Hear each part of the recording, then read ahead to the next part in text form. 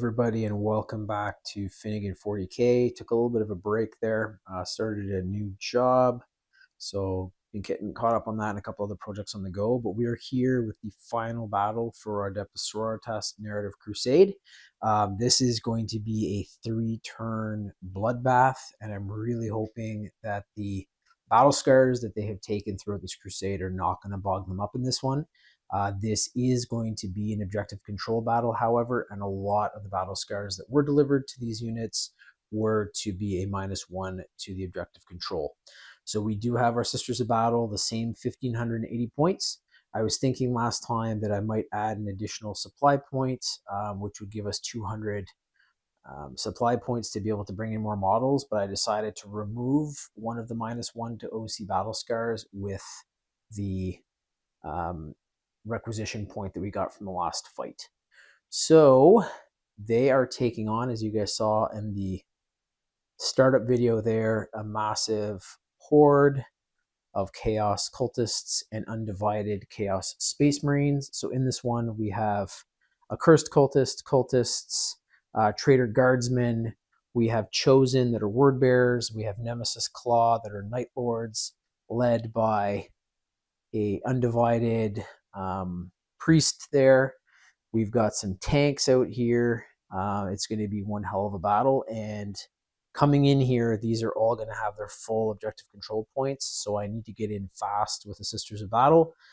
This is also going to start off as a roll-off. I want it to be as fair as possible. The armies are also at the exact same points at the 1580, so that was another reason I didn't want to bring in the 200 supply points.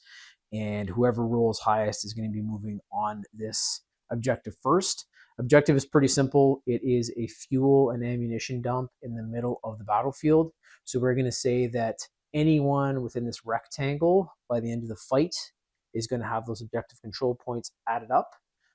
So that means that they are going to be getting into hand-to-hand, shooting each other, trying to reduce numbers right off the start, and whoever can get in here and defend the position or get in and fight for the position is going to win this one. So it's going to be really, really good. The Chaos Cultists are a bit lower for their strength and toughness, so there's a lot of them though. I have 60 Cultists in total, 20 Traitor Guardsmen, and then some pretty damn good Chaos Space Marine units that are good for both range as well as hand-to-hand combat. We also have the Obliterators too, forgot to mention them, in the Word Bearer colors, so those are great for taking out tanks.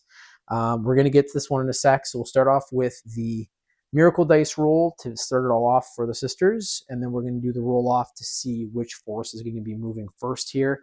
That's going to be super important as well. So the move shoot, I have to get a strategy down for both sides, always fighting hard for both, and I'm really, really excited to see how this one goes. It should be a really quick, ferocious fight, and it's happening in this pretty cool, simplistic cityscape. Got a couple of terrain pieces out here that some of the models can hide behind and use for, you know, some defilade or anything like that if they need it. So yeah, let's get to this one. Over to the tray. We'll start the roll off and we'll do the Miracle Dice roll.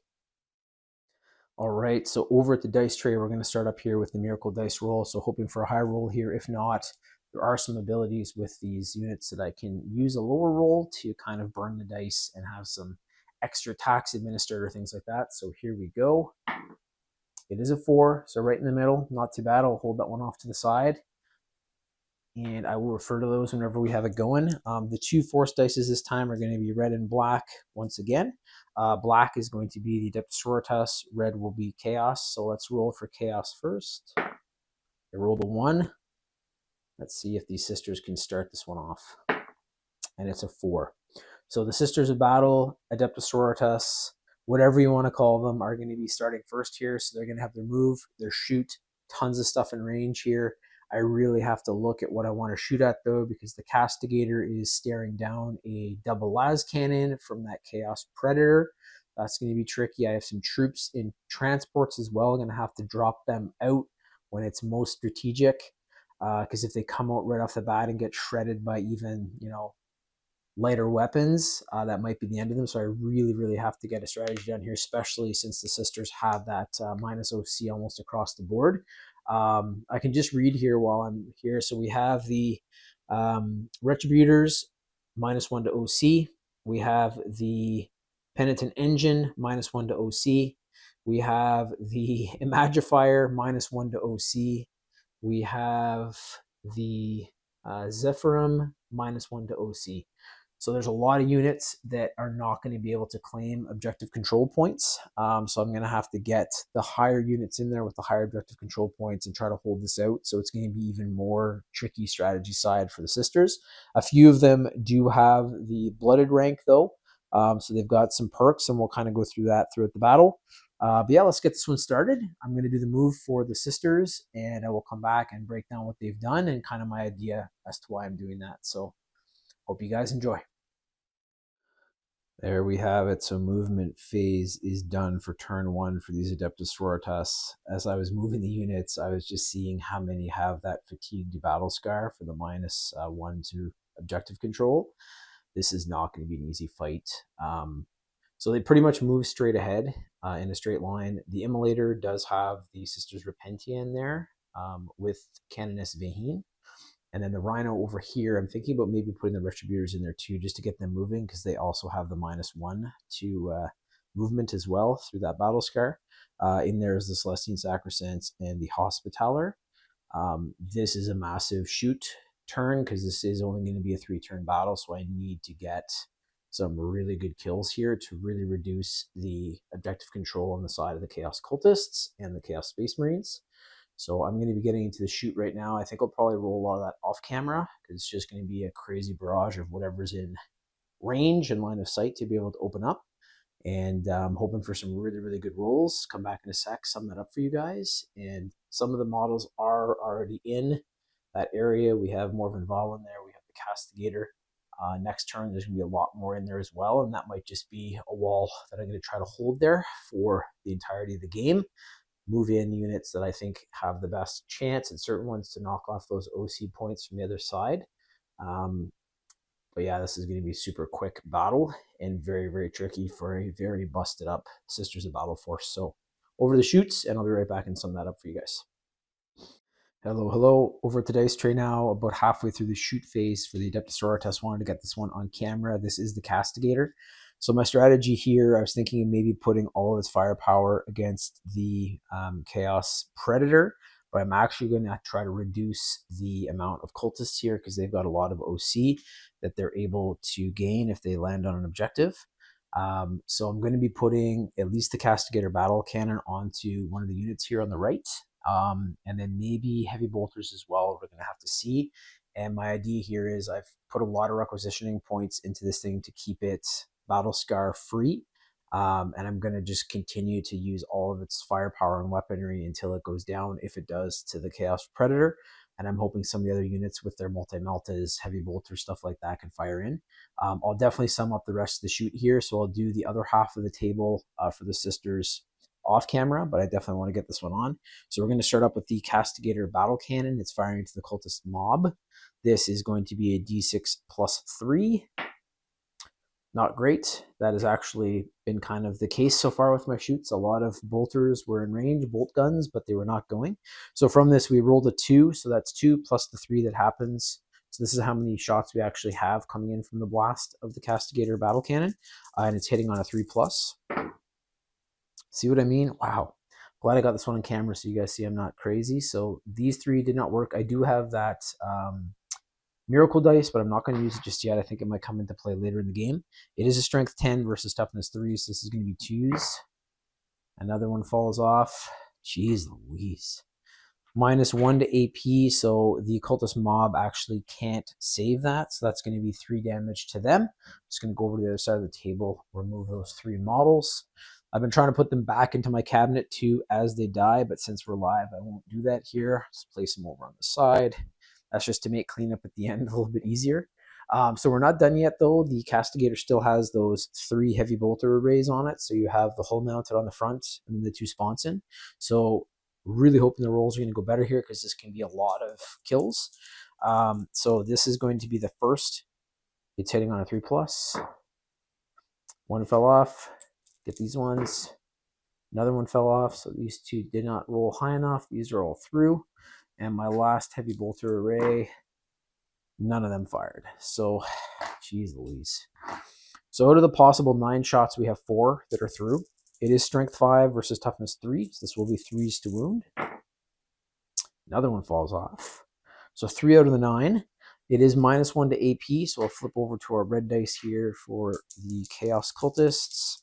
Makes it it makes it a 7+. That's impossible. They usually have a 6+. Let me just see actually if they have a feel no pain. Should have checked that earlier. They don't.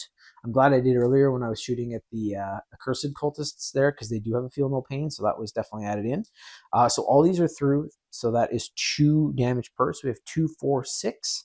That means 6 cultist mob members have gone down, but you can imagine if I had hit with everything there, how much more damage that could have been.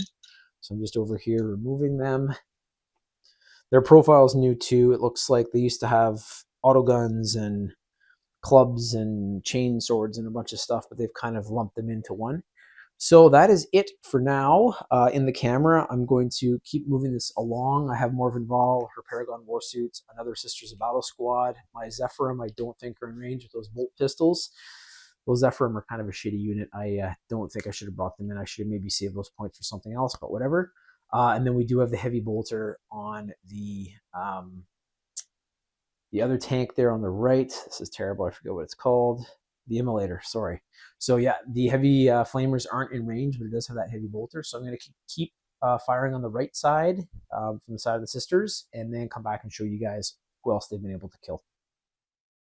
Alrighty, so that is it for the Adepta Sororitas turn 1. The end of their shoot just happened.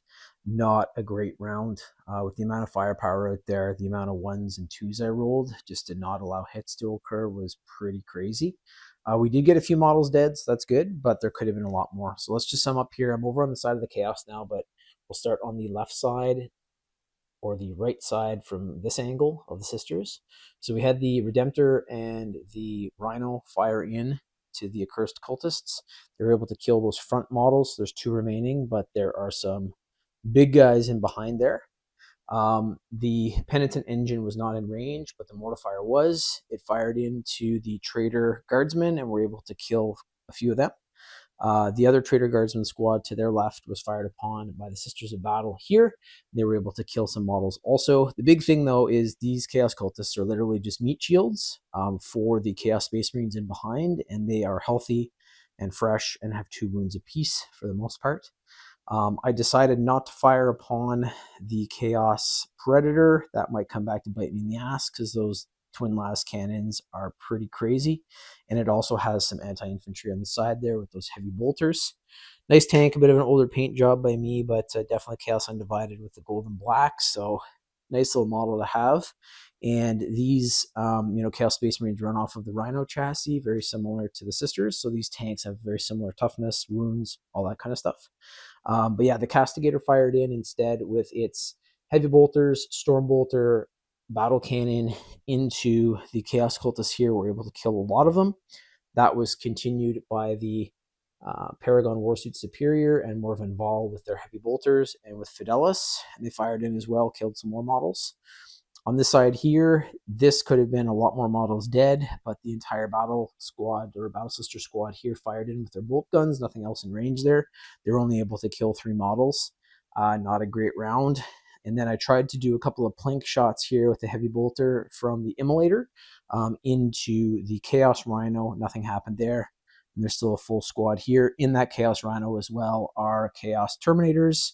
These guys are very hard to kill. Been around for over 10,000 years, as are the other Chaos Space Marines that have been here. So they are wily veterans in Cataphracti Terminator plate. So when they get out, we'll see what happens.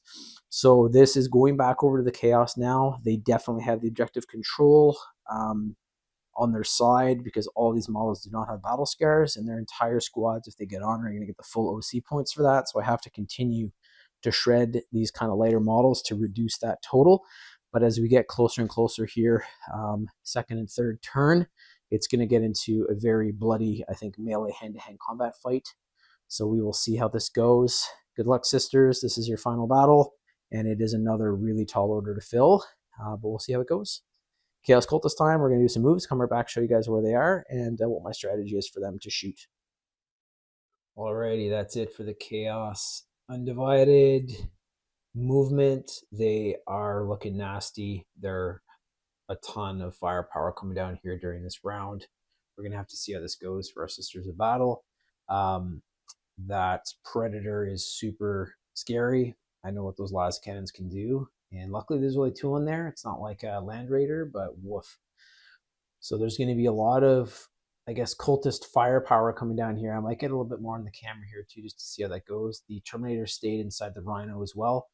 They're not coming out just yet, and that's because I don't think there's enough firepower on the side of the Sisters to actually be able to penetrate that or explode it. I could be wrong during the next turn, but I want to get those Terminators in as close as I can to that center objective and just have them hold it with those OC points.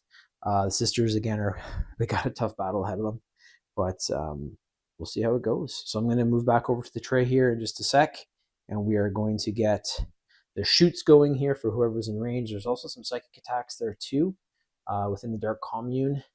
So we'll see how that goes, and we'll get a few shots in the tray there and keep this one rolling.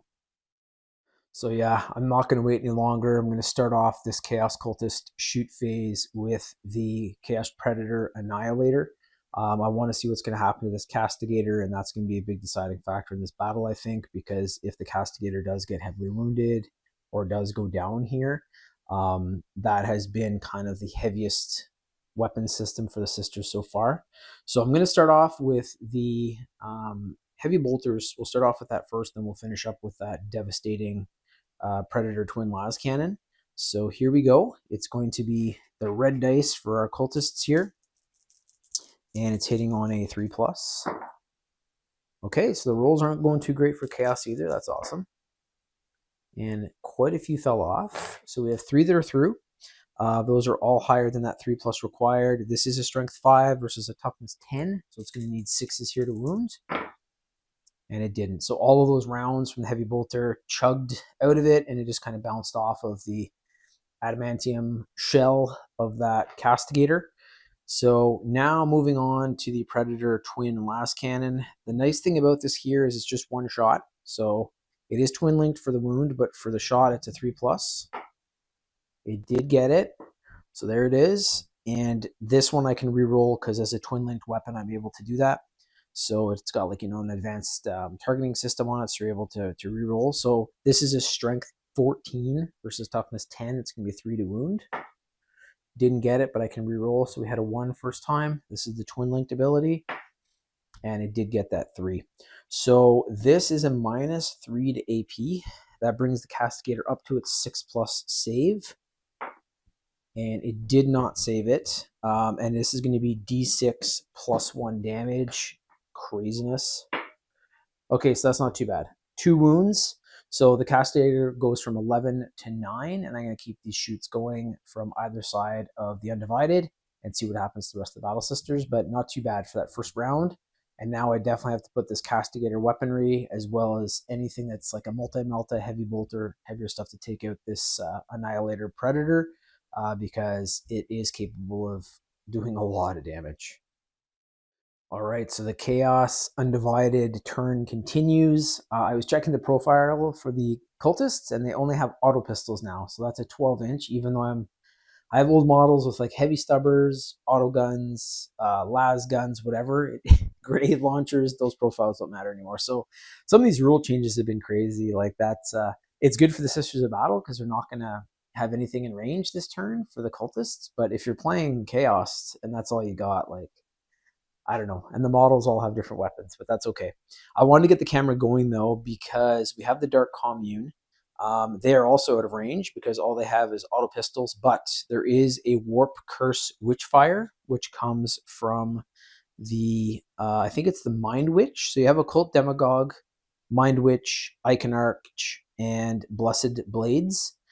Blessed Blades, I believe, are just melee, but you do have a Psychic model in here. It is 18 inches. And poor Morvenval is just within that range. So I'm not going to do anything crazy yet. I'm going to, as in not going to focus Witchfire this to cause any hazard to that model. But we are going to roll the Warp Curse Witchfire. This is a new one. I've never done it before, so this could be kind of cool. Not great strength, but let's see how it goes. So 3 attacks hitting on a 3+. There you go. That was pretty good. And actually, a lot of the models that were in range and that that shot here didn't roll very well. So the rolls seem to be poor on both sides of the table, which is going to hopefully make this one even more even, because that is the big luck of Warhammer 40k is the rolls. But anyways, all these are through. It is a strength 4 versus toughness 7, so it's going to be 5s to wound. And 3 1s. So there you go. The rolls continue. Morven Vol is completely fine. I won't come back on the camera. I'm going to keep moving from the right to the left here from the side of the sisters for the Chaos Undivided. There are some Traitor Guardsmen, though, that are coming up. I'm definitely hoping that their profile still has a las gun. I haven't checked it out. And then they do have bolt guns behind with the Night Lords. So I'll check everything in range. There's also the Obliterators. That Rhino is looking very attractive to them. They're going to try to probably light that thing up. But yeah, I'll finish off the rest of the shoot here for Chaos, come back and show you guys what they've done. Alrighty, the Chaos shoot is done for their turn 1, so that is it. No one's in hand-to-hand combat. We're moving over to turn 2 here in just a sec. Just to sum everything up, the Rhino and any cultists back there, actually none were in range because that auto pistol, but they fired on the Immolator. It is fine, it still has 11 wounds. The other squad here, not in range, they were not able to wound. The focused Witchfire, whatever the hell it was called there, that psychic attack, focused in on Morven Vol, she's fine as well. Castigator did have some wounds peeled from it, but it could have been a lot worse with those twin las cannons. Over here is where we saw the most damage. So our Battle Sister squad here, led by the Imagifier, lost 3, and that's with the invulnerable save as well provided. And that is because this whole chunk here fired upon them, anyone that was in range, line of sight. So we had grenade launchers, las guns, the sniper rifle was pretty bad. It took out 2 of the models. And then we also had the Night Lords back there firing also. Could have been worse, but still lost 3. And then another big one here was the Obliterators on the left there fired in with their Melta profile and were able to take the Rhino down to 2 wounds. So this thing is just floating along. Another thing that really sucks about this is the Rhino has a 2 OC, so it gives you 2 full objective control points. So I need to maybe even get this thing into cover next turn, drop off those Celestine Sacrosanct and the Hospitaller in there and try to get them going. And then the Retributors were okay. There's nobody really in range there, line of sight. I guess the Obliterator on the right could have come and fired upon them, but didn't. And instead focused everything in on the Rhino, and that was a pretty good strategy because it is beat to hell. So it's back over here to the sisters in a sec. I'm going to get that Miracle Dice roll, and then we're going to get their movement going. And then these forces just keep getting closer and closer. There's going to be more in range here, more of the rapid fire abilities, Melta abilities for higher kills. So I would say that this is in the hands of the Warhammer gods and the Emperor to see if these sisters can pull it off. They are currently 2 and 3 in this narrative campaign. 2 wins, 3 losses. So it'd be great if they could take this last one and at least get up to 500. I don't want to doubt them, but it might be very, very tough with the battle scars that they have taken throughout this campaign so far. But over to the dice tray, we'll get that Miracle Dice rolling. Hopefully it's a nice high roll that I can use for something here in the future. Still have that 4 already saved up, so let's see what we can do. Alrighty, so let's start up our turn 2 here for the sisters with their Miracle Dice roll. Here it is. It is a 5. Very good roll. I'm hoping I can use that for, I don't know, saves. Don't want to burn these dice. They're actually pretty high. A 4 and a 5 is a lot of the, even if there's, you know, a heavy weapon or something, I can use that to help out. And there might be some very, very pivotal moments here where I have to use those. I really have to look at this field though and start to strategize because I can't just go in and start to blow these models away because there's a lot of strong winds behind them. I have to pick my targets, make sure that that OC is as low as possible by the end of this one because I'm not going to tally up the points until the very end of the game. So a lot of the time you'll see like on a Warhammer channel, they tally up the OC points every turn. I guess it kind of keeps you tracking. Right now I could definitely say that those Undivided, the Chaos Undivided definitely have the upper hand, but we will total the tally at the end, and also that Battle Scar, which is Fatigue. I usually like to assign to my models because it doesn't affect their movement or ability to take orders or anything like that. But the big thing is it is a -1 to OC. I also usually don't do objective control battles, but this is the case for this one. So it makes the strategy even more important and might make the battle even harder. But we're going to get into the movement here. That rhino on the left, I'm going to try to tuck it in because I'm going to see if I can have that thing survive, because that's a good 2 juicy OC points. Get the sacrosancs out. But yeah, I'll do the move, show you guys. It's just then the sacrosancs are open to a whole bunch of shit, so we'll have to see what happens. But yeah, I'll look at the table, do their move, come back, and break everything down for you guys. So turn 2 is complete here for the movement phase. The rhino tucked in here for some cover. As you can see, there's nothing really in line of sight there that's going to be able to get it. It is going to be able to fire with that storm bolter, however, which is good against some lighter armored units like the accursed cultists. The sacrosancs have flown out as well, and that's because I didn't want them to get exploded while they were inside the chassis of the rhino, and the hospitaller has popped out too. They're also in cover, and they're going to have to move their ass because that's probably 6 inches across here, and that's going to have to happen next turn. The retributors have come in to plug the hole there. I did move them, so they're not going to get their heavy ability here, which sucks, but they're going to have to put some of that firepower, anything in range, on these obliterators, because those things with that melted profile, as we saw with the rhino, devastating. From this side here, the mortifier and penitent engine teamed up once again. The castigator actually moved out and tucked in behind them to try to get some firepower on these sort of still pretty fresh, numerous units.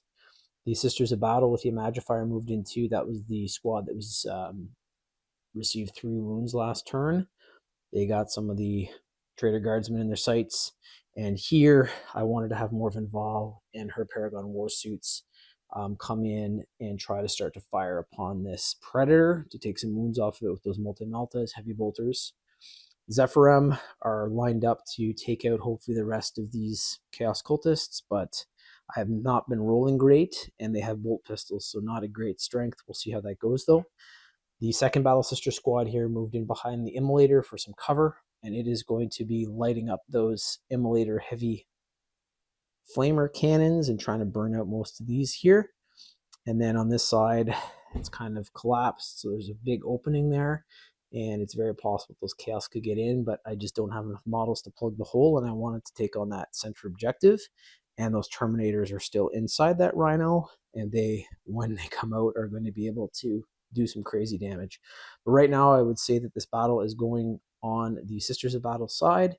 They've got the most points probably likely in the OC, but this is their second turn, and they did go first. So next turn, however many guardsmen are left, or Traitor Guardsmen and Cultists are left, are going to be able to kind of penetrate and get in there also. So over to the tray, though, we're going to get some of these shoots going on camera. That was my strategy for this one. I hope it pays off. And I'm going to probably get a few of these shoots in the tray. I might start up again here with Morven Val and the Paragon Warsuits versus the Predator, just to see how that goes. But yeah, here we go. And there's a little top sort of view of this fight, and everything's going to be happening in that center area real soon. So yeah, over to the Sisters of Battle shoot. So as I just said, I'm going to start in the middle here once again. So this is going to be Morven Val and the Paragon Warsuits versus the Chaos Predator Annihilator with those double las cannons. The Multi-Maltas here have a Melta ability bonus within half of their range, and they're actually in that range. So the tank is about 9 inches away, just under, maybe 8.5. So that means that they're going to be able to get the Melta bonus. And if I don't roll well, I do have those 2 miracle dice saved up. So I have a 4 and a 5 currently. Not going to be used for Morven Val, but definitely used for those Multi-Maltas. We are going to start up though with Fidelis, which is Morven Val's weapon. It is 3 attacks hitting on a 2+. And we got a 1. Come on, it's just 2s. It's just 2s. 6 versus 10. 5s to wound. And neither wounded. A 4 and a 1. So that is it. Morven Val has planked her rounds off of the chassis of that Predator. We are, however, going to move over to the Paragon Warsuits here to build the suspense. I'll wait for those Multi-Maltas at the end. So we'll start up with the Heavy Bolter from the Paragon Suit Superior. Also 3 attacks, this time hitting on a 3+. All those are through. I wish that had been Morven's roll, but what can you do? It is strength 5 versus toughness 10. It's going to be 6s to wound. And we did get 1-6. That's great. So that is a -1 to AP. That brings the Chaos Predator from a 3+ to a 4+. and it is a 2. So that is fantastic. Good start with the heavy bolter of the Paragon Suit Superior, and it has delivered 2 wounds, so that Predator goes from 11 down to 9. Just gonna hop over to the other side of the table here, make sure that that's reflected, or I will maybe forget. So there we go. And now this is the moment of truth. Those multi-meltas, which definitely have the strength to be able to do some damage here. It is going to be 2 attacks for the first, hitting on a 3+. Both through, wicked, and here we go again. Okay, so this is going to be tricky. Do I want to use one of my dice as a hit, or do I want to try to use the 2 as a wound? I think what I'm going to do here, and this is my miracle dice, I'm going to pull one of these out. So that 1 is gone, the 2 also, but I'm going to put the 4 in here. So that means that it did hit. I do have the 5 remaining as well, but I might use that to see if we can wound, because this is a strength 9 versus toughness 10. So I'll roll with the first one. This is the first multi-melta from the Paragon Warsuit. I need a 5. Neither of those are through. Let's see how this goes. 6 there. So what I'm going to do is I'm going to pull both of these out, but we're going to use that miracle dice. That's it from my miracle dice pool. 2 have wounded. This might be completely useless anyways, mattering if this thing can make a save, but 2 shots have been through. That's because of my miracle dice. The Emperor looking down upon our sisters here in their Paragon Warsuits. It is a -2 to AP, so this is bringing it up to a 5+ save. Fucking, it saved one. Let's see if it saves the other. And it didn't. So that's 2. That means the damage has gone through from that second multi-melta blast. And with this, it is a D6 damage. Oh, sorry, no, it's a -4 to AP. So that would be, yeah, that's impossible to save. So I'm glad I checked that. I was looking down at the Paragon grenade launchers down the page. So both of those are through, actually, because one can't be saved. So I think we had a 5 and a 2. Because the Predator usually has a 3+. Let's see if it has any kind of deadly or feel no pain. It doesn't. So what happens here is, sorry, roll the 5, roll the 2. It's impossible to save because it's -4, which brings us up to a 7+. It does not have a special save ability. This thing also has an objective control of 3, so very happy that this has gone through, but both of those are through no matter what. I shouldn't have rolled anything because that gets confusing. And we're going to see how much happens here with a D6 damage. A 2 and a 1. That fucking sucks. But since it is Melta 2 as the ability, there are 2 wounds added to each. So this becomes 4. This becomes 3. That is 7 wounds delivered. And that brings the Chaos Predator down to 2 wounds. So sorry about the confusion there, guys. Just to sum it all up, what happened: Melta's fired. I used my miracle dice to make sure that they actually hit and wound. The damage from the multi-melta is a -4, which brings the regular 3+ up to a 7+ save, which you can't make on a D6 dice. So those automatically melted through the hull of the Chaos Predator Annihilator. And then you roll the damage of D6. So not a great roll. I got a 1 and a 2. But then you add the Melta 2 to each of those, because that is an ability. Being closer, the Melta is more strong, and I guess it blaps a bit harder because it's closer range. So that adds 2 to each, meaning that that was 4, 7 wounds, and our Chaos Predator Annihilator is down to 2 wounds. So a very good round. Thing is now, though, Morvenval and her Paragon Warsuits are staring down a double barrel of las cannons. So we will see what happens. I couldn't take it out, but if that thing's out before the end of the game, I'll say that it's a pretty good victory, because the OC points on that thing are crazy, being at 3. So I'm going to keep moving here. Anything that's in range, anything that's in line of sight for my sisters are going to continue to shoot. Don't think I'm going to get them on camera, but I'll come back and sum everything up and show you guys who they were able to kill. Almost done here for the sisters shoot in turn 2. Once again, some of the worst rolls I think I've ever had. So many 1s, so many 2s. My miracle dice are gone. There's a few enemies that have been killed. So the Immolator, possibility of getting 12 attacks out of the 2d6, it got 3. and I think it maybe killed one cultist, something like that. The Sisters of Battle behind are kind of out of range there. The Zephyrim actually did pull their weight. They were able to kill quite a few of those cultists back there. They did all right. Very happy about that. We saw in the tray Morphin Vol and the Paragon Warsuits able to take down the Predator to just a couple of wounds. Sisters of Battle squad here that is a little beat up from that last turn was able to reduce the Traitor Guardsman to 2. The Penitent Engine and the Mortifier also fired into the Traitor Guardsman on the left, brought them down to 2 models. I wanted to get some more on the tray, so that's why I'm trying to kind of break this up. I've decided to use the Castigator and all of its weaponry against that Predator to try to take it out of this battle. I'm really hoping that that's going to be able to happen. It's got those 2 wounds, and I'm hoping the Castigator can do it.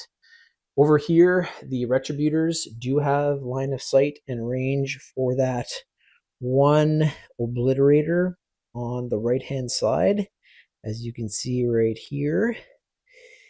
So I'm going to be firing all of that into them. They've lost their heavy ability because they did move.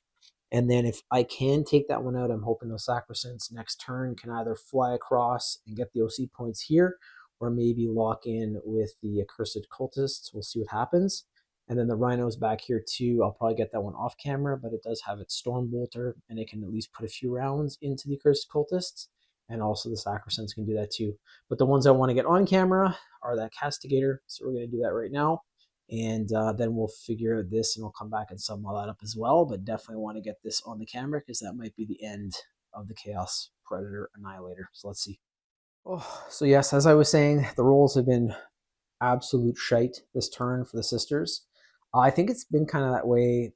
I've said it before for a lot of my allied armies, but when I used them in Last Stand series, if you guys want to check out that playlist, I rolled really badly for the Sisters as well. So maybe it's just a luck thing. I'm not sure.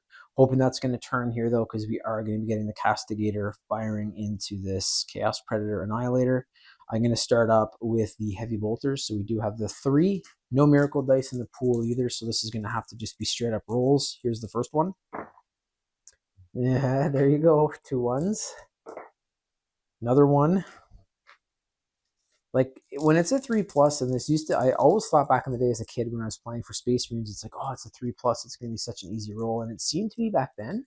But the amount of dice that I don't get as a 3 is crazy. Like, look at that. So these are all of the possible shots. All I needed here is a 3 for each of these to get the full Heavy Bolters going. From that, I have lost 1, 2, 3, 4, 5 shots. So only 4 are through from that original amount. That's fucking nuts. So I'm going to pull these. Oh, I dropped the dice. Let me get it. Look. Dog might try to eat it or something. So this is the Heavy Bolters. They also only have a strength of 5 versus the hull toughness of 10 for this Chaos Predator Annihilator. So I'm going to need 6s here. Didn't get anything. Not surprised. 3 1s and a 5. Not even close. So that's it. The Heavy Bolters were not able to do anything. The Annihilator Predator, as of now, is still good. There is, however, the Castigator Battle Cannon. Fingers crossed we can finally get some damage here. It is a strength 10, so it's not going to be a crazy easy roll, but let's see. Starting off, though, it's D6 plus 3.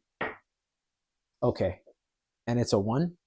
That could have been a 6. Could have been 9 attacks in total. Instead, we get 4. So half of that. 4 dice from that. It's going to be strength 10 versus toughness 10, forced to wound. And at least I got a few there. So 3 are through. This one fell off. It is a -1 to AP. So that brings the Chaos Predator Annihilator up to a 4+ save. And it saved everything. So there you go, guys. This is what these poor sisters are dealing with. The Emperor's supposed to be on their shoulder helping them out.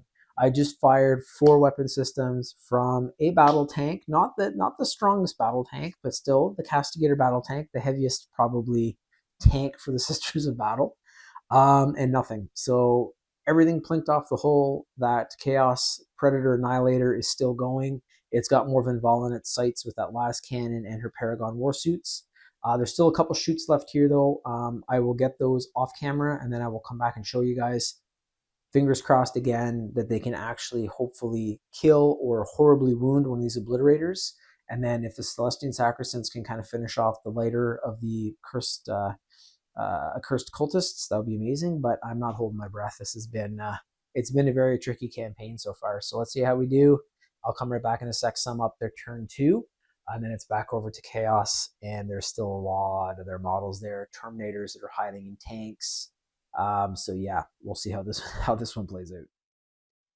Oh, guys, so that's the end of the Sisters of Battle turn 2, no one in hand-to-hand combat. The Celestian Sacrosancts, as well as the Stormbolter over on this side, fired into the Accursed Cultists. They did get some shots off. The Accursed Cultists made 3 or 4 6+ saves. I can't catch a break in this one. Retributors also fired. Multi-Melt is in range, Heavy Bolter in range, Heavy Flamer not in range, but they fired into the Obliterator here, and the Retributors were not able to wound. And then as you saw here in the tray, we had the Predator Annihilator within range of the Castigator. Every single weapon system on that thing fired, and the Predator still has those 2 wounds. So it's moving back over here to the Chaos Cultists. This is going to be the second last turn of the game, turn 2 for them. They can all move up, take on the objective. They just have more models, and that's because of the point breakdown. So as I've said before in this campaign, the Sisters are a very, very hard army to use, I think, personally. They have that really nice 6+ invulnerable. They've got some models that have some good stuff, but their tanks are just under that kind of heavy ability that the Imperial Guard would have, or maybe even the Space Marines.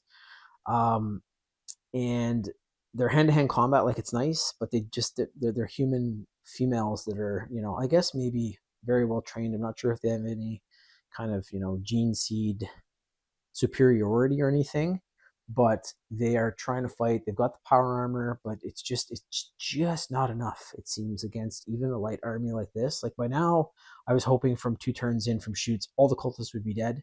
That would be 60 dead cultists. The 2 Traitor Guardsman units would probably be pretty messed up. That's actually the case. There's only 2 left in each, which was like I was expecting. But then from my side, being the player for the Sisters, I'm just not rolling well. And then every time I do make a hit, they're being saved by a Chaos. So, this is it. I've also done this to this army. Like, I allocated those battle scares to them, hoping that I'd be able to push this campaign through and keep, some other abilities. But in a fight like this, being objective control, they're going to be missing a lot of objective points there. And I didn't really have any battle traits either from the side of infantry to be able to kind of max that out. We do have Canoness Vaheen. She has one of those abilities, but it's only for character models. So she does have a +1 to the OC. We'll see if that comes into play. She's still inside the Immolator right now with the Sisters Repentius. There's still a few models. Everyone's going to have to start to spill out, though, because that final turn is just around the corner. But first, we are going to do the turn 2 for the Chaos Cultists. I'm going to move them all, show you guys what's up, and they might just start to completely press in on that objective. And just with the sheer amount of numbers they have, they might just hold it. And there's just not enough Sisters to pry them out. So we'll see how this goes. The Chaos side of this fight has been pretty easy. All I'm doing is moving them up, taking some positioning, and that's going to probably continue in this turn. But I will do their move and come right back and show you guys where Chaos sits after that. So here it is. That is the end of the Chaos Undivided movement turn 2. And just as I thought would happen, the entire middle of the battlefield is just jammed with both forces. So as you can see, things are not looking great for the Sisters of Battle. They've had a tough narrative campaign. They're busted up from the start. And there's a lot of Chaos models now within that objective control area. So over here, we had the Rhino drop off the Terminators. So they're now on the field. I don't think I'm going to be able to move them within a turn. We'll have to see. They're super close to the Immolator tank, and there's also that Sisters of Battle squad right in their line of sight. There is a Reaper autocannon in there, tons of Stormbolters, combat weapons, a whole bunch of stuff.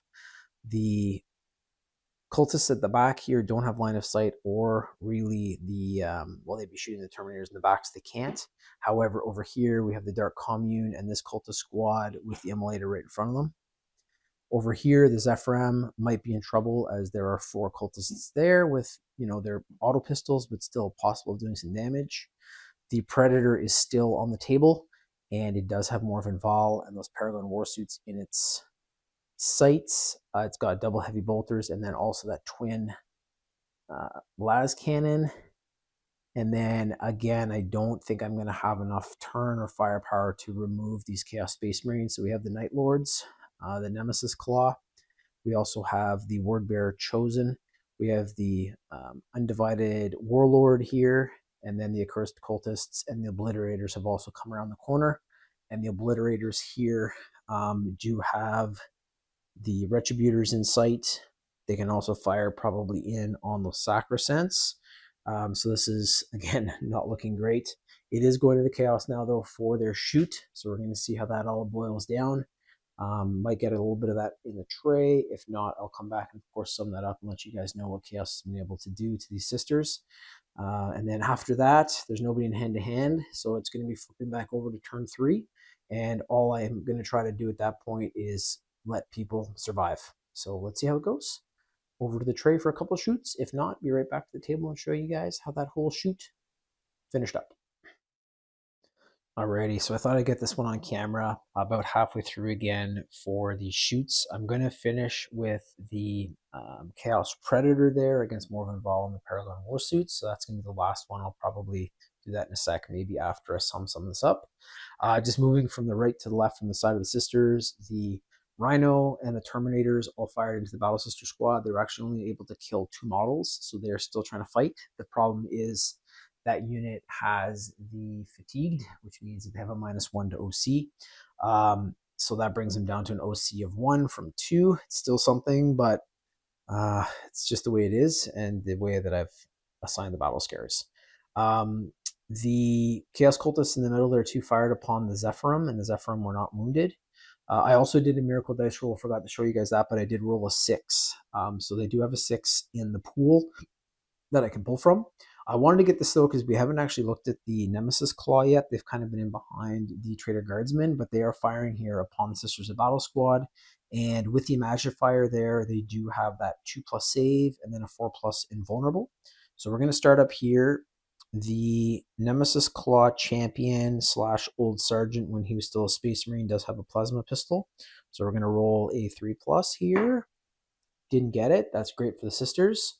And then in that squad, there's one model that has lightning claws, and the other has the Nostraman chain blade, or sorry, the Nostraman chain glaive. So they don't have ranged weapons, it would look like, but at the back there is a heavy bolter in that unit and also a melta gun. So the heavy bolter definitely in range. That's going to be 3 attacks hitting on a 4+. So I don't have the bonus of the heavy because they did move. There are 2 through though. That is a 5 strength versus toughness 3, 3s to wound. Another one fell off. That's great. It is a -1 to AP, so that's going to have our sisters up to a 4+ save, and that's included with that invulnerable. So there it is. Saved it. Things are, I don't want to get ahead of myself, but that's great. Better rolls than I've had all game so far. This is the Melta Gun from the Nemesis Claw hitting on a 3+. Did get it. It is strength 9 versus toughness 3. That's going to be 2s to wound. Got that as well. -4 to AP. That brings, but they have that 4+ invulnerable because of the Magifier, so that's fantastic. So let's see if they get a 4. And it got a 2. So that does mean that there has been 6 damage possibly done to that squad. Let's get the damage roll here of D6. And okay, things might be turning around here. So that squad has lost another Sister of Battle, but they're still going there. They have the Magifier. And I'm going to keep rolling here, and then I'll come back and sum up across the table, but not too bad around. They survived attacks from 10,000+ Chaos Space Marines, so not too bad. So in just a moment, we are going to get the end of the Chaos Undivided shoot phase, which is going to be the Predator Annihilator fighting against Morven Val and the Paragon Warsuits. Wanted to sum up the rest of the shoots, though. A lot of it was in the tray, you guys saw. So the Sister Battle Squad here at the back was actually able to make a lot of saves. They still have 1 OC point with that Fatigued Battle Scar, so I was very happy, and they took a lot of firepower. They took fire from the Terminators, from the Rhino, Down here, I actually forgot the Dark Commune, so I know I had been firing to the Zephyrim and said at the end of that shoot that everything was okay.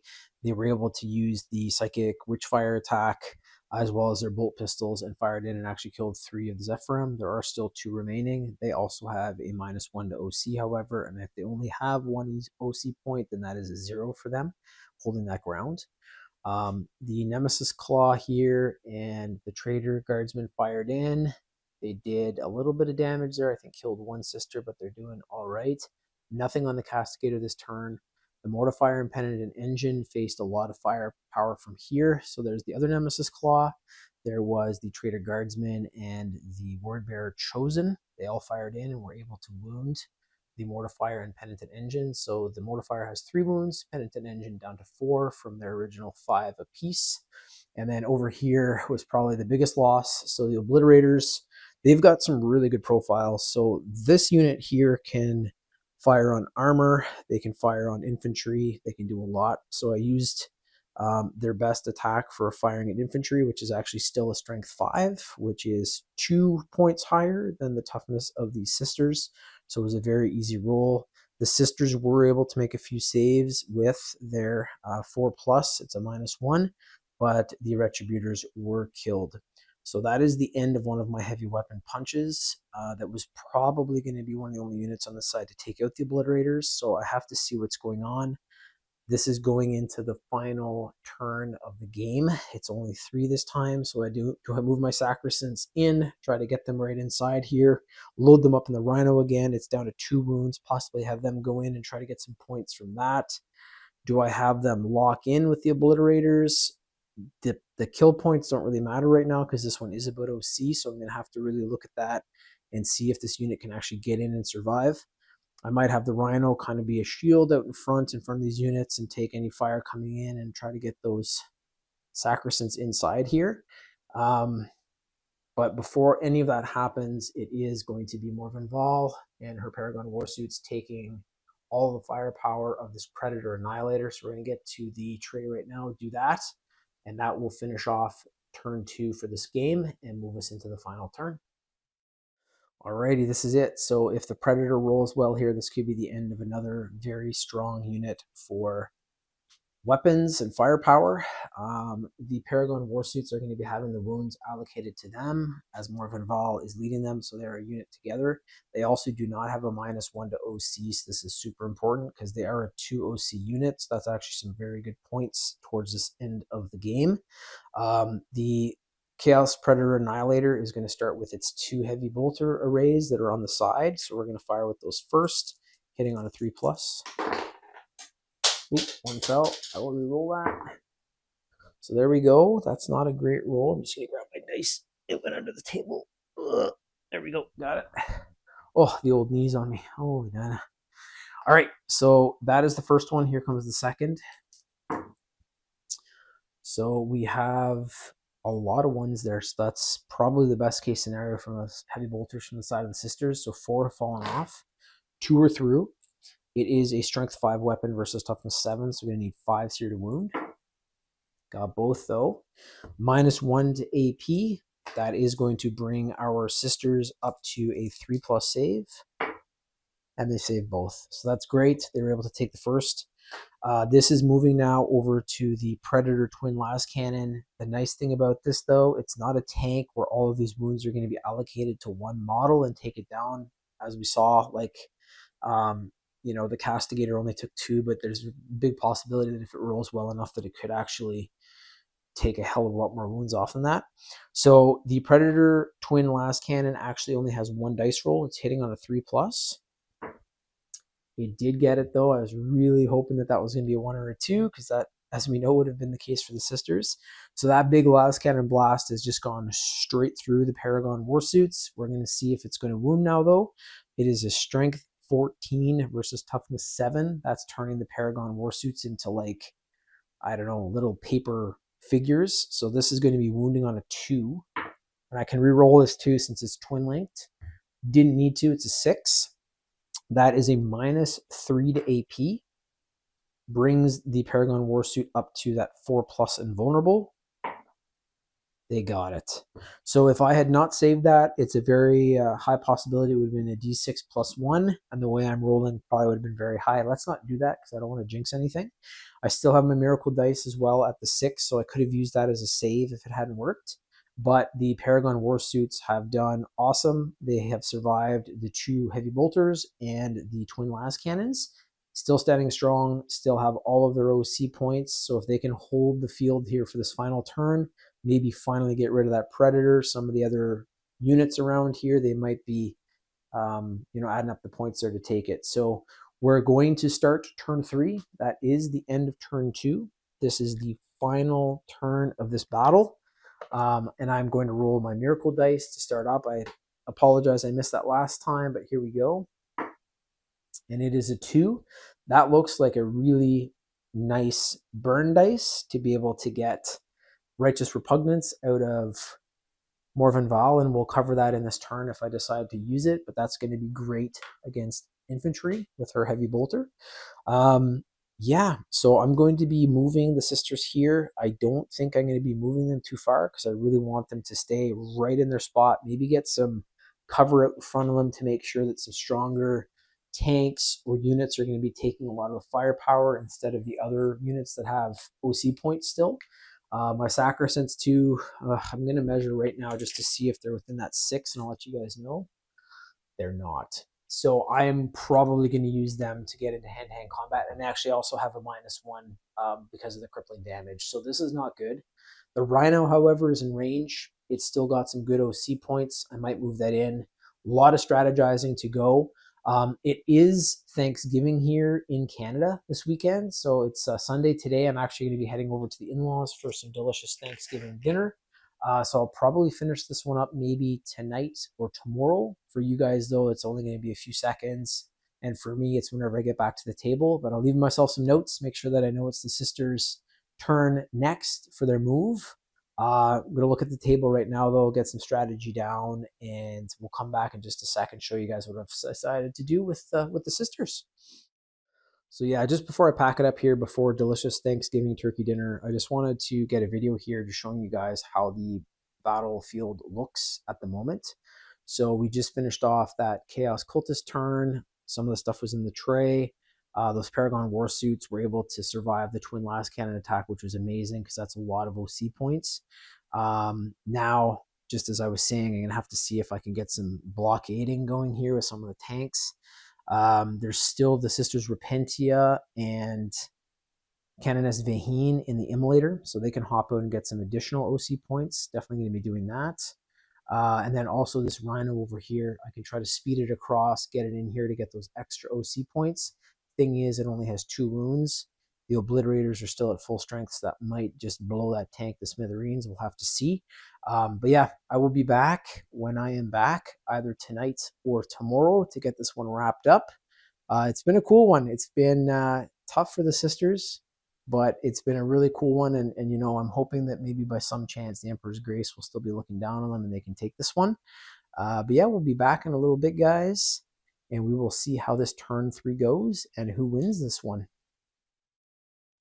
There we have it, the final movement for turn number 3, final move of the entire narrative campaign for the sisters. Hoping this is going to pay off. I'll cover kind of what I've done here. Some units move backwards to get some better cover or out of range of any kind of additional abilities. And I'm going to be trying to pick my targets here very, very strategically and precisely, because I'm trying to reduce the amount of OC across the board here for Chaos to hopefully squeak out a win here. So we'll start over here, I guess. Celestian Sacrosancts moved in.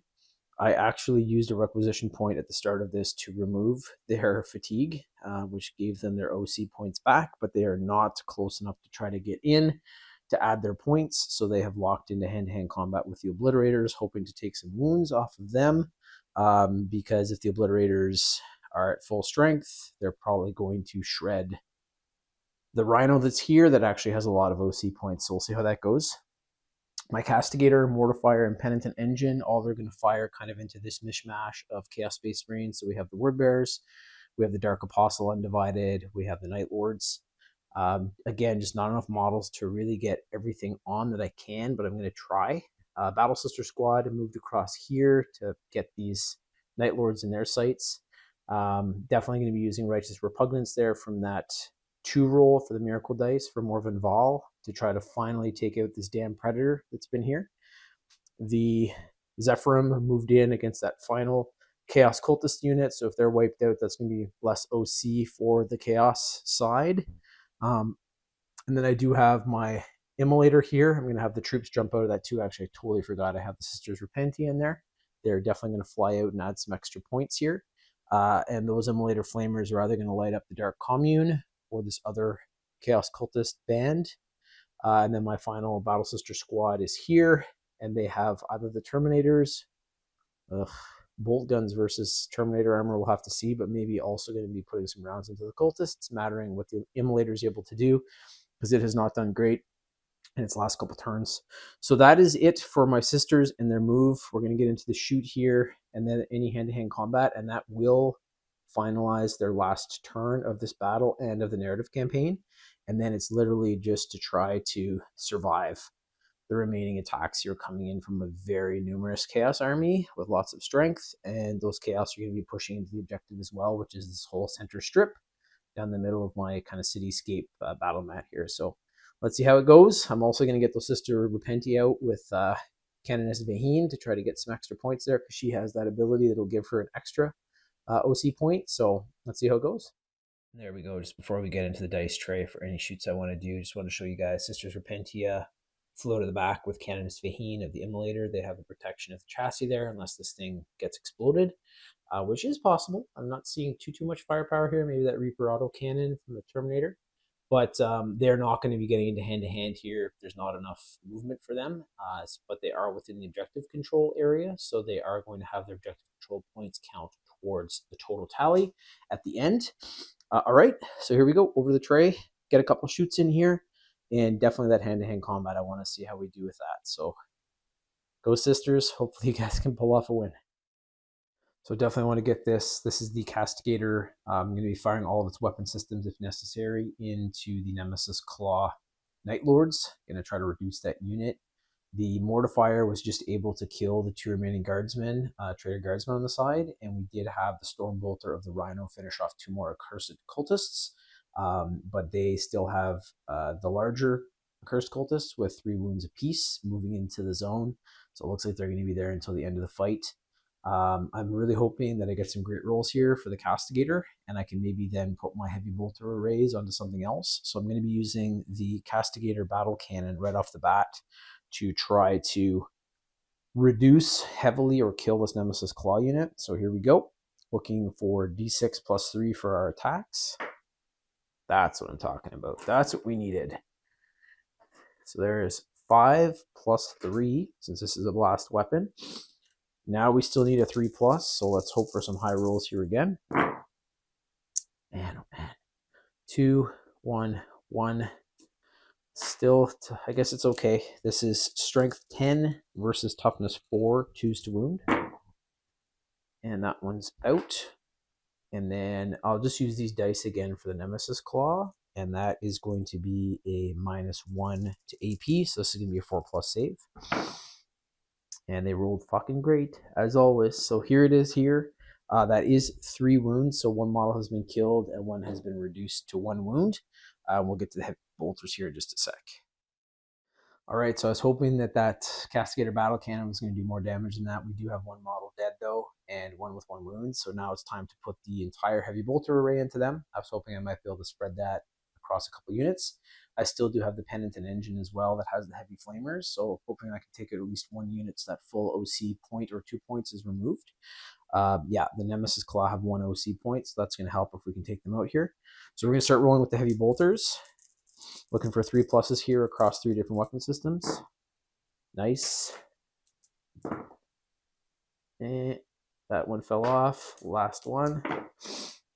And 2 fell off there. So these are all through. That is strength 5 versus toughness 4, 3s to wound. Fuck, man. Holy shit. 1, 1, 2. Those all fall off. I'm going to use red dice this time because the black dice might be helping out those chaos. So it is a -1 to AP. This brings the Nemesis Claw up to a 4+ save. I'm just going to see if they have a feel no pain. They do not.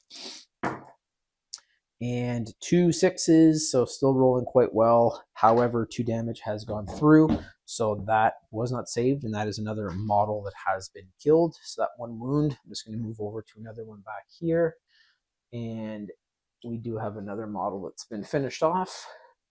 Was really hoping to be able to do a bit more damage there, but we're going to try to use the Penitent Engine here. You know what? Might as well keep rolling while this is on. So the Penitent Engine has those double flamers, a possibility of 12 attacks, but let's see what we get.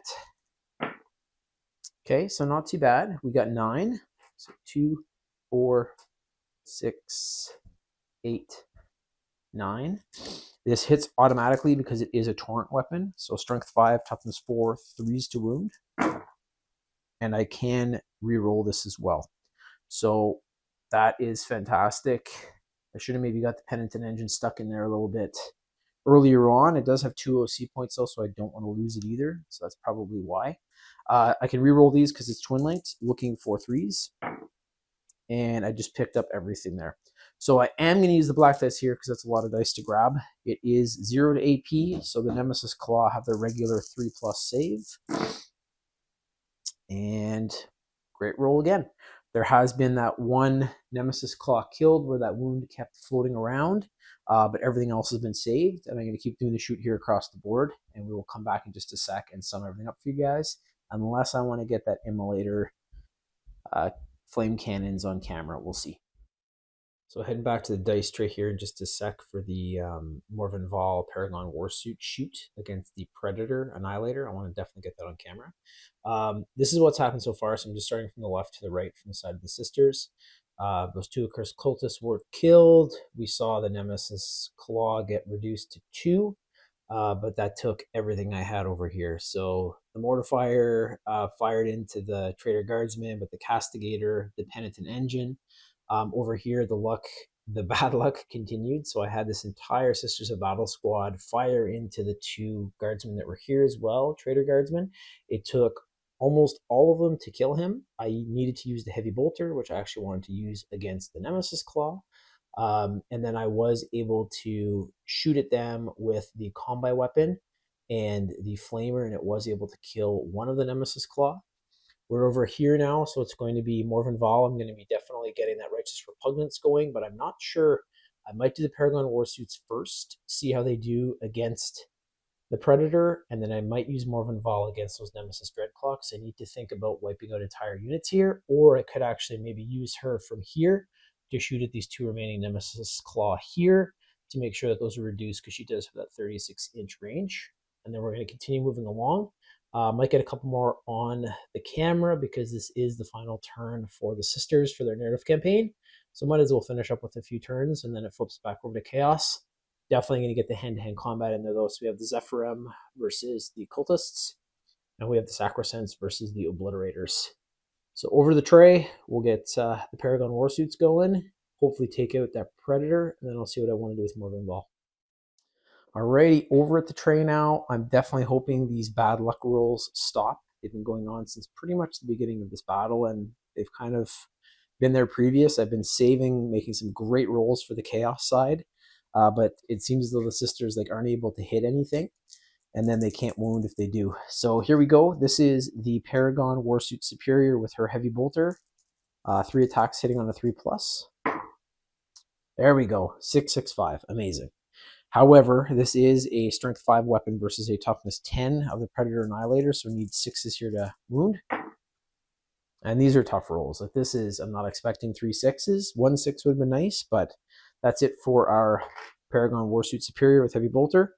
We're going to move over to the Multi-Meltas now. This is hitting on a 3+, and they're in range for the Melta 2. So if I can actually get some hits here, there's going to be an extra 2 damage per. So let's see how this goes. I don't know. I have that 3 or 2 in the Miracle Dice pool and a 6. I'm going to roll the other and see how we do here. So this is the other Multi-Melta from the Paragon Warsuit. So both of those are through. I'm going to let this one fly. I'm hoping this isn't going to come back and bite me in the ass, but that I could have switched to a 6. Maybe I'm going to need it here though for the actual damaging roll, because even though the Multi-Meltas are a strength 9, That Predator hull is still a toughness 10, so I'm going to need 5s to wound here. So let's see how we go. And I am going to remove one of these. I need these attacks to come through. I could use this as a save dice or something, but I need this Annihilator gone. Because if it does come back and starts to fire with its heavy bolters and those dual las cannons there, it's going to be not good for one of my tanks. It could blow up the Rhino. It could do a whole bunch of stuff. So these two have wounded. It is now going to be a d6 damage roll, and we're going to be adding +2 to whatever I roll here, as this is within half of the 18-inch multi-melta range, 9 inches, so I get that bonus. And ladies and gentlemen, that is the end of that fucking Chaos Predator Annihilator. So this is 2 6 wounds, 2 4 wounds. We have 10 in total. The Annihilator had 2 wounds remaining, so a little bit of overkill, but I wanted to be better safe than sorry. So I am removing that. That model also, I'll check here, but it has a very high OC, I think. Tanks usually do. Yeah, it had an OC of 3, so that thing had to be taken out, and I do not mind using those extra dice to do that. Now that it's gone to, I can have Morven Val while we're live. We'll keep rolling here. Just getting her profile up. She is going to fire upon the Nemesis Claw that is close to her, since that main target is done, and I am going to be activating Righteous Repugnance. So I'll just read that ability. I've read it through a few times, but if you guys are new to the narrative Crusade. So each time this model's unit is selected to shoot or fight, you can discard 1 miracle dice, which is this one. It's a low roll. I love that you can do that, though.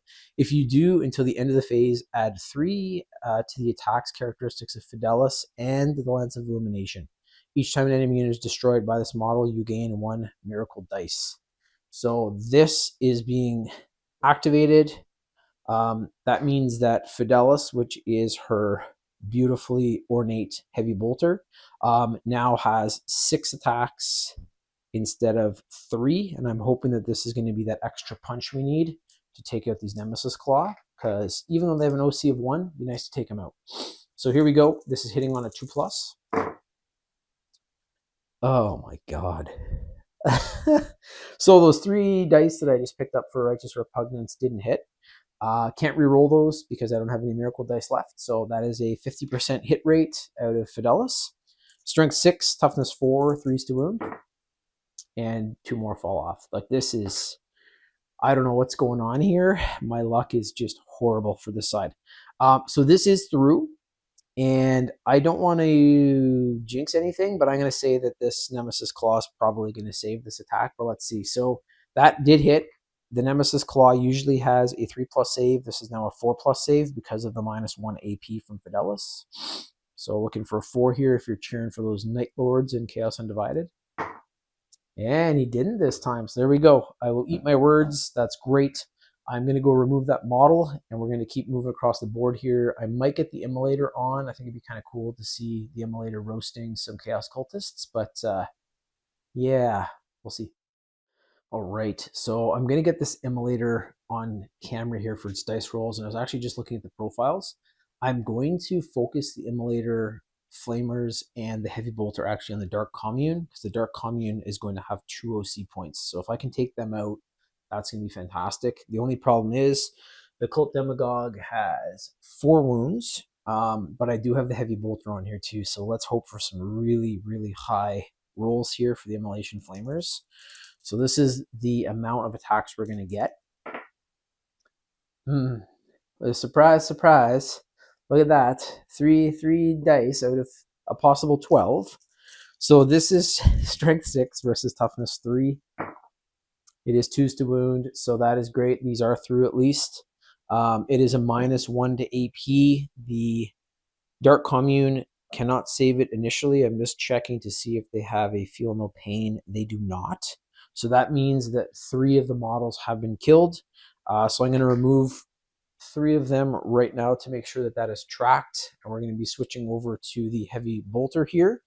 And this is literally it. So if the Heavy Bolter, I don't think it's going to have the punch to be able to kill a 4 wound model. It's impossible actually because it only has 3 attacks and it's not sponsored or anything. It just has the one on the hull.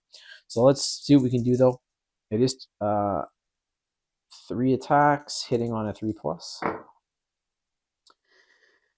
And 2 more fall off. Holy jeez, guys. This is strength 5, toughness 3, 3s to wound. Did get that at least. Yay. -1 to AP. It's 2 damage, so that does kill one of the models, and it brings the cult demagogue down to 3. So I did remove 1 OC point there, so not the worst case scenario, but the cult demagogue has 1 OC itself as a character. And now I'm going to keep moving through here. So my Sisters of Battle is the last unit. They are going to be firing into that cultist mob that's just to the right of the Dark Commune, and then I will come back and show you guys how the battlefield sits at the end of the Sisters of Battle final turn for this narrative crusade for them. So really hoping, fingers crossed, that they can withstand a lot of this firepower coming back in. But yeah, I'm going to roll. Maybe I'll get super lucky with these Sisters of Battle and kill a bunch of these cultists. So we're going to take this from the other side. That is the end of the Sisters of Battle shoot phase for turn 3, their final turn of this Crusade narrative campaign. You guys have seen the other side there, but I'll kind of sum everything up in one go, and then we are going to get into the hand-to-hand combat in the camera. This Sisters of Battle squad, if they survive, I would definitely say they might be my mark for greatness. Reason being, they were able to finish off this entire cultist mob that was here, which was an OC point for Chaos. And then there was still the heavy flamer remaining. It wasn't required, so I actually blasted into the Terminators, and 2 wounds were taken off of this Terminator at the back. So very, very good. Final little push there. Immolator could have got a lot more rolls. Didn't really happen, but it tried. There it is. We had the Paragon Warsuits finally take out that Annihilator. Morven Val, not much going on there though. Night Lords here, they still have 3, so that's going to be whatever OC points are able. These models that are here for Chaos right now are going to be the ones that will be here till the end, and they're going to be probably able to move into the objective control area, and they're also going to be trying to pick off some numbers for their side. We do still have this hand-to-hand combat, so the Sacrosancts with the Hospitaller versus the Obliterators. I don't know if they're going to be able to kill them, but I'm really hoping that they can at least do some wounds, so it's going to be 1 less model to possibly fire in and take out the Rhino, which is a very, very good OC model. And then the Zephyrim over here versus the Chaos Cultists. We're going to see how that goes as well on the tray here in just a second. I tried my best with these sisters. They have been beaten up since the start of the campaign. Really, really rough go, that first fight against the Emperor's Children. If you guys want to see that, lost a lot of models. And those battle scars just kind of to snowball an avalanche after that. So did my best. I'll do another big sum up at the end here. They're a very, very cool army to use. I don't think I used them the way that you should, and possibly didn't do the best roster for them, but this is what I have. They are currently 2-3, but this battle might make them at 500 with a 3-3 record. We'll have to see how the rest plays out. But there's still a lot of Chaos models here, and they have a lot of OC points. So let's see how it goes over the trait. Get these 2 last hand-to-hand combat fights in, and then it's back over to Chaos Undivided to finish this battle out. All right, melee hand-to-hand combat time. This is the Zephyrim versus the 4 Chaos Cultists. There are only 2 of the Zephyrim remaining. They do have 3 attacks apiece, though, with their power weapon swords, hitting on a 3+. Here's the first one. Of course, we're going to get a 1. I have no miracle dice left either, so this is it. That's better. So all those are through. That is 5 attacks that have at least hit. Let's see if they wound. Strength 4, toughness 3, 3s to wound. 2 more fell off, and there's only 1 damage per, so it's impossible. They can't beat these mobs. The Zephyrim, I don't know what I was thinking when I brought them in. I guess I wanted kind of a fast attack pinning unit, but for their hand-to-hand combat, like 1 damage per, oof, it's bad. It's bad. I should have brought in another unit of Sacrosancts. The Sacrosancts have been phenomenal. I would have been able to team them up, but this is what you do, right? You play, you learn. It is 3 6s, which is pretty sweet. -2 to AP, so that is non-savable for the cultist mob. So there are 3 of them dead out of the 4, and 1 is going to be able to fight back. I'm just going to be over on the other side of the table here, removing the models that have been killed. And in their counterattack, I'm hoping that the Zephyrim don't lose another model because I need their OC. It is 1 point.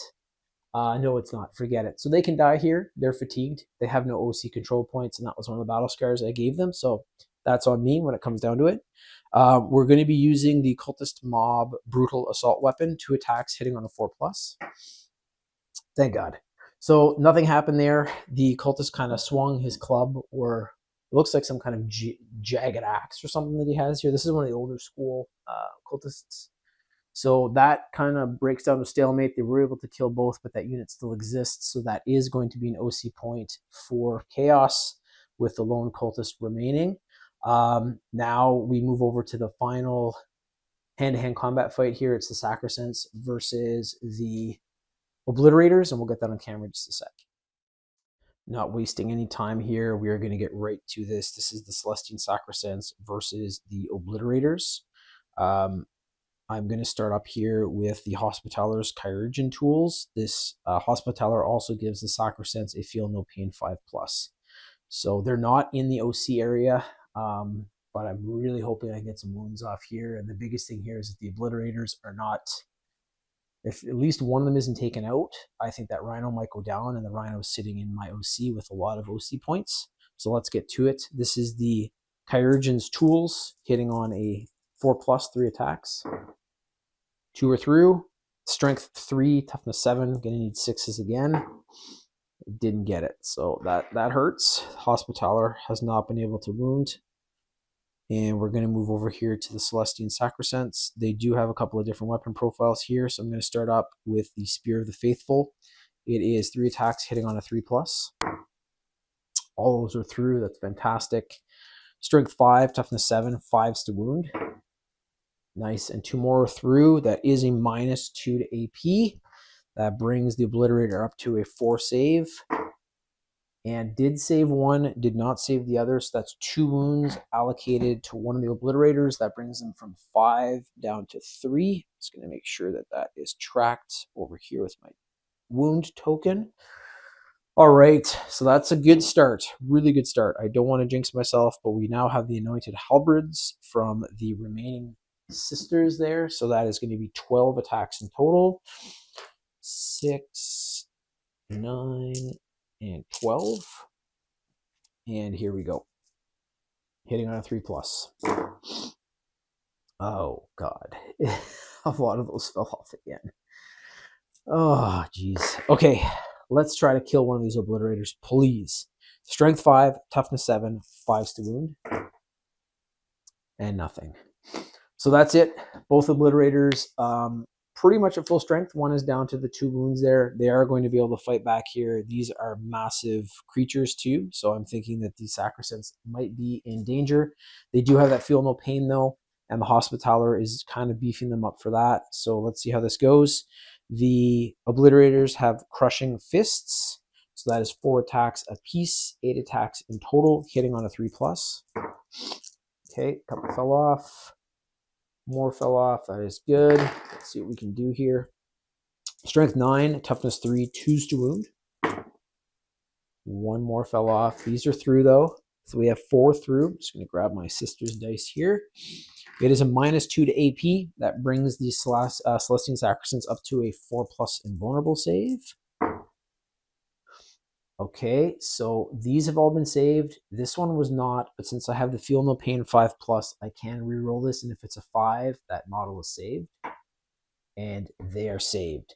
So that is a stalemate there. At least the Sacrosancts have been able to hold up those Obliterators, and they're actually in line of sight of the tank. So they've done their job. They're going to probably get lit up here by the Obliterators, but they've protected that Rhino, which was their job.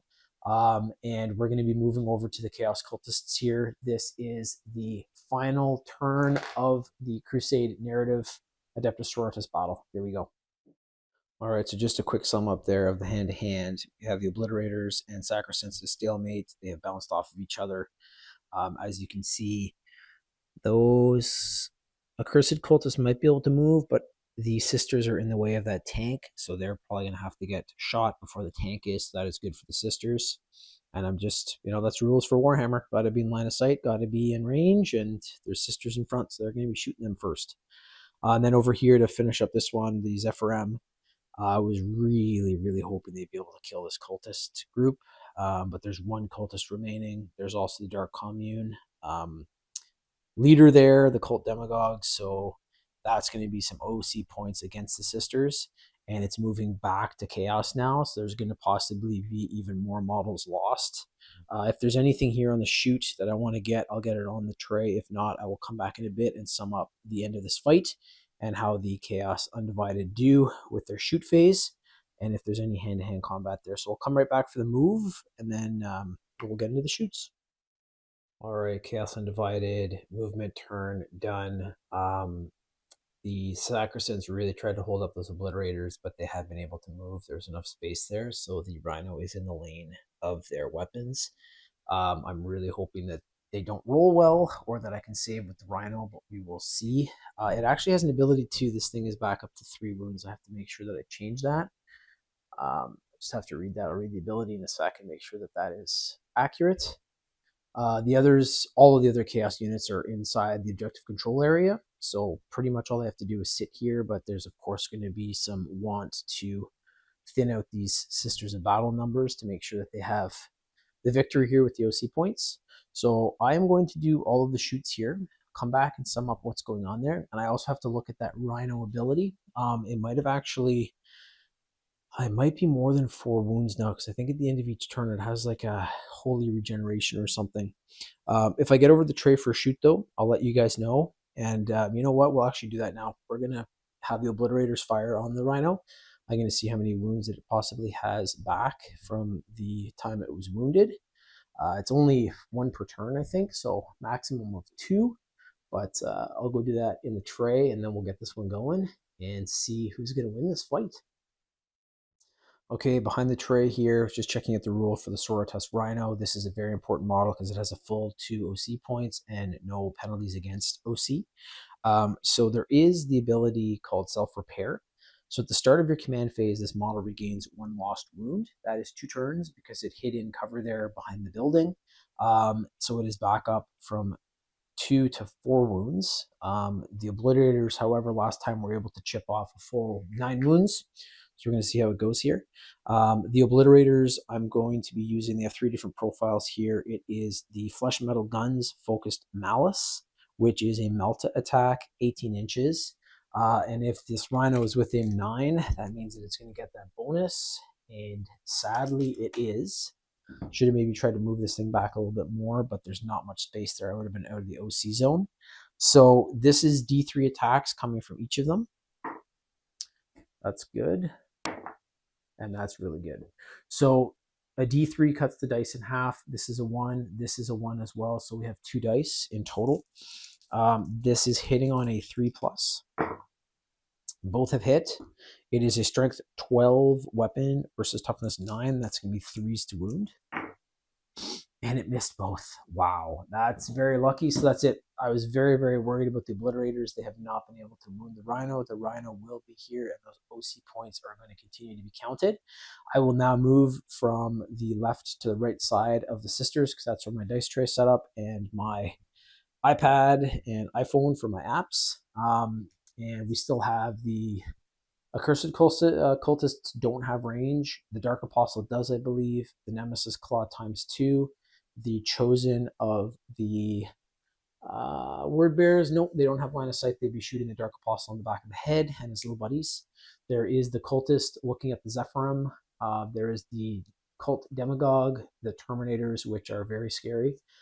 We have the Rhino back there, which actually does have line of sight, and that Havoc launcher, and then a full healthy squad of Chaos Cultists that are going to be firing into this lone Battle Sister squad.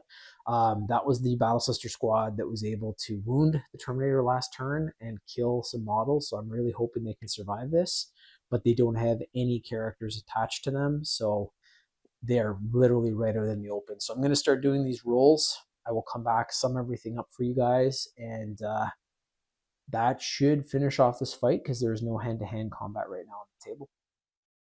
that is the end of the Adepta Sororitas Battle Sisters, Sisters of Battle Narrative Crusade. Just going to sum up the shoots there. There was no hand-to-hand combat. I still have to tally up the objective control points here for both sides and see how we're doing with that. But yeah, the Rhino was able to survive. It actually did not take any damage, which was fantastic. Did not get a very good roll from the Obliterators, which was awesome. The units here, so the Dark Apostle has an ability called Malign Sacrifice from one of his little followers there. So it ran into the tank, the Castigator, and blew it up a little bit, did 2 wounds, so it is down to 7 wounds now, but it is still there and it's got some OC points, which is great. The Penitent Engine was also fired upon, but it is still there, has 3 wounds left. The Chaos also did not have enough troops here to do a crazy amount of damage. So there's still a lot of Sisters of Battle here. I'm just hoping that those battle scars aren't going to affect it. The Terminators, as well as the Rhino and the Cultists all fired into the Sisters of Battle squad here. They are down to 4, but are still alive. However, they do have that -1 to OC due to the fatigue battle scar. So that is not great. I now have the job of adding these up, and I think what we'll do is I will add them up and I will place the dice in the tray with the totals of the points from both sides. A few units also were just not inside, so the Sacrosancts didn't make it in. The Obliterators did not. I know it looks like there's a foot there, but that is not enough of the unit in there. All the models that are here, however, are in from both sides, so I'm going to go add all these up, subtract any of the battle scar fatigue from my units here for the Sisters, and Chaos is going to get their full points because they don't have any battle scars coming into this one. So I will come back in just a sec, have the dice in the tray for you guys, and we will know who won this one. And fingers crossed it's the Sisters, but we'll see. Alrighty, so there is the totals. Black dice are the Sisters of Battle, red dice are the Chaos Undivided. These Sisters have won the final fight. Those points mainly came from the tanks that were still on the table, as well as Morvan Vol with some really good OC. It looks like I was able to pick apart kind of the Chaos that had a lot of OC points. So the final is 20 OC points, Adepta Sororitas, 14 OC points for the Chaos Undivided. This was a very cool fight. I'm going to change the camera angle here for you guys in just a sec and kind of sum up the entire campaign, how it went. But the Sisters have finished 3-3 at 500. Really happy they could take this last one. It was tight, but they were able to get it done with the difference there of 6 points. So over to the breakdown of this entire campaign and kind of what's next here for Finnegan 40K. Alrighty, so there's our final shot. Gonna keep the camera static there and just chat about the entire campaign, kind of what I think of the Sisters. You guys have heard it kind of throughout as well, but I'll just kind of sum everything up. So their first fight was against the Emperor's Children. That was a loss, and it was quite a big loss. They took a lot of battle scars there. I do believe that Emperor's Children force might have been a little too powerful for the Sisters, at least my starting army. But that's how it went, and they were overpowered there. Like their points for the Emperors were quite a bit higher, Emperor's Children. Second fight was against the Orcs, and that was a win. You guys can also check the playlist for the Adepta Sororitas Narrative Crusade to see all these battles previous. The third battle was against the Tyrannid. Fourth, and that was a win. The fourth was against the Khorne Berserkers and Khorne models. That was a loss. The data slate came out too, so those two previous battles were 1,590 points each, and then a balanced data slate came out, which was of course awesome to have in the middle of a crusade, but it dropped the force down to 1,580, so not a huge difference. Their second last fight was against the Genestealer Cultists, which was a loss. That was a very, very close fight, but they didn't come away with a win there. And then as you've just seen, their final fight here was against the Chaos Undivided Cultists and Chaos Space Marines for a win. So they finish off the tourney 3-3. So Emperor's Children, loss. Orcs, win. Tyrannid, win. Khorne, loss.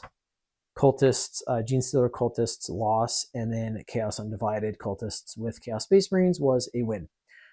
So yeah, they are a very tough force to use. As I've said a few times, like they do have that 3+ power armor, they have bolt guns, but their ballistic skill is not always at the same level as the Space Marines. So they're kind of a mix of the Astra Militarum and the Space Marines. Their tanks are also pretty good, but light on the side compared to the Astra Militarum. So there's nothing out here that has the same kind of capability and weapon platform of the Rogel Dorn battle tank, which did very well in my Narrative Crusade when I brought it in, the Hellhound tanks, stuff like that. Those are little lighter chassis tanks, but they're able to do some big damage. And another huge thing here was my rolls. So in Warhammer 40k, like you can get the best strategy ever put together, and just roll really poorly. And I know I've said it before, but for a lot of my allied forces, I don't roll great. And that was definitely seen on this one. You guys saw a lot of that on the dice camera, but we did come away with a win, which is amazing. That is the end of my second Narrative Crusades. If you guys want to see all of the rules, how it's broken down, how you do their sheets, like the Crusade force sheets, the Crusade unit sheets, how battle scars work, battle traits, battle honors, all that stuff, you guys can definitely check out my Cadian playlist, which was one of my first playlists on the channel, and that kind of breaks down a full gamut of how Crusade works. I love it. It's really the only game where you can play kind of against yourself and really have a storyline. Like I do just mainly play against myself on this channel, but you get a feeling of the enemy forces as well as the allies, and there's, you know, characters that can become heroes and really cool, like ornate weaponry that they can get and stuff. So it's a pretty sick way to play Warhammer 40k. I guess kind of in line with Dungeons and Dragons. I don't play Dungeons and Dragons. I might kind of dabble in it. We'll have to see. I've got a couple of starter kits for that, but I don't know. See what happens. And the Warhammer 40k does take a lot of my time. So next up, most likely, is going to be the continuation of the Fight Force 4. So that is a playlist on its own, and that takes 4 units that are 400 points or under through kind of a King of the Hill tournament. So right now the Crimson Fists are at the top of the hill. I'm going to see what enemy force I want to line up against them, and that enemy force, of course, will be coming out as hard as they can to try to knock the Crimson Fists off the hill, and the Crimson Fists are going to try to defend their hill. And whoever wins the next battle continues on. So this is literally going to be all of my enemy forces versus all of my good guy forces. I also have the Last Stand series, and I've been thinking about doing kind of a Last Stand series ultra or like extra large fight. And that would be Allied Space Marine chapters and Allied forces teamed up with each other to take on probably every single Tyranid model I have. I'm just trying to think, because with that many points out there, it might be like 6-hour-long videos, and I don't think anyone wants to watch for 6 hours. I might be wrong, but I'm going to kind of figure out the mechanics for that and see what I can do. But definitely Fight Force 4 coming up, and then possibly this Last Stand series Ultra. We'll see how that goes.